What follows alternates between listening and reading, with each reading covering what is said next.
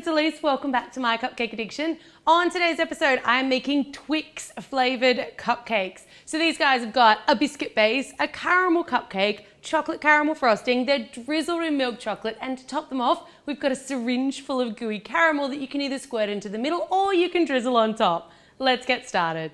So today's recipe is a small batch recipe. It's only going to make you 6 cupcakes, but there's only 1 egg, so it's super easy to double, triple, or quadruple. You're going to need some of our perfectly pipable buttercream frosting. I'll link to that recipe in the description box down below.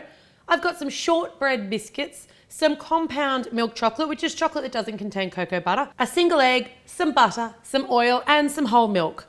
You'll also need some brown sugar, some additional butter, and some flour. As always, I'm going to leave where you can find all of your recipe quantities and conversions in the description box below. I've got a tin of pre-made caramel, a Ziploc bag, a disposable piping bag, which I'm pairing with an open round tip piping tip today, and I've also got a little bit of vanilla essence. You've got a couple of Twix bars there purely for decoration, and also some little syringes. I just bought these from a pharmacy and they're about 50 cents each. You're going to need a cupcake tray with just 6 cupcake liners, and I've also got a spoon, a pair of scissors, a sharp knife, and a rolling pin. First up, we're going to make our base. So I've just got 6 of those shortbread cookies, chuck them into a Ziploc bag, and then pound them with a rolling pin, getting rid of any frustration or anger you might have, and really pulverizing those little shortbread cookies. Melt your smaller quantity of butter, and then you just want to pour that over the top of your crushed biscuits and stir it through till it's really well combined. Take a couple of teaspoons of that mixture, pop it into the base of each of your little cupcake liners, and then use the end of your rolling pin to really squish those cookie bases down so they're nice and tight and firmly packed. Set those guys off to the side, and then it's time to get into our cake batter. So I'm going to use an electric mixer, and it really doesn't matter if you use a paddle or a whisk attachment here.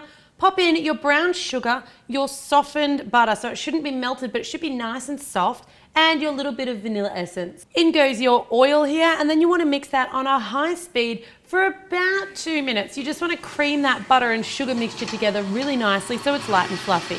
While that's mixing, add in your egg and just let it go for another 15 or 20 seconds to mix that egg through nicely, and then you can turn your mixer off. Add in your flour and your milk, and from this point you don't want to overbeat your mixture here, so just give it about 20 or 30 seconds till those dry ingredients are really nicely combined. Your mixture should be quite nice and light and fluffy. Spoon your mixture out on top of your little biscuit bases till all of your cupcake liners are 2/3 full, and pop those off into a moderate oven for about 14 minutes or until they spring back when touched in the middle. Canned caramel can tend to come out of the can a little bit lumpy, so give it a good whisk with a hand whisk or an electric mixer so it's really nice and smooth.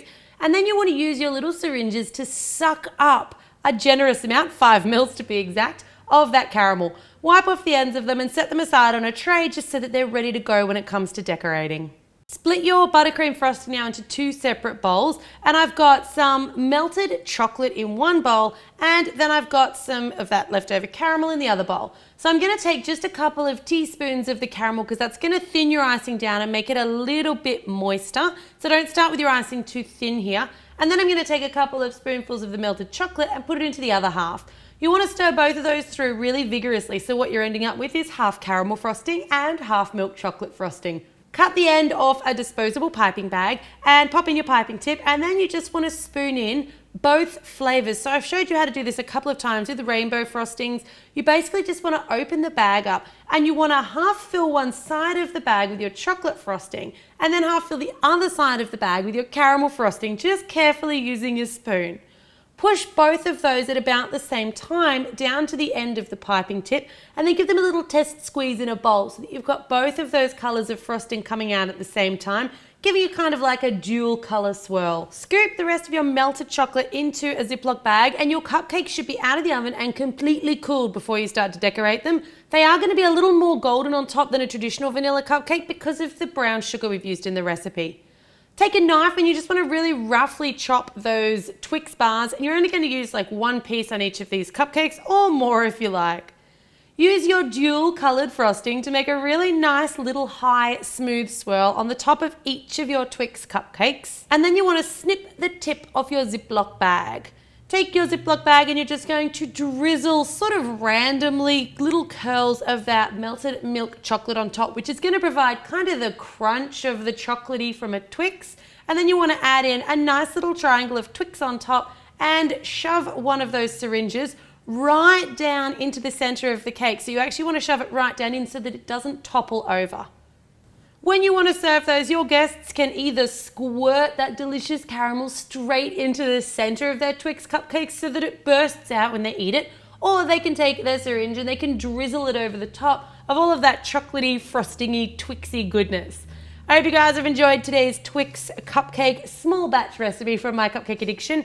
If you're not already subscribed to the channel, make sure you do. For more small batch recipes, I will leave a link to the small batch playlist in the description box below.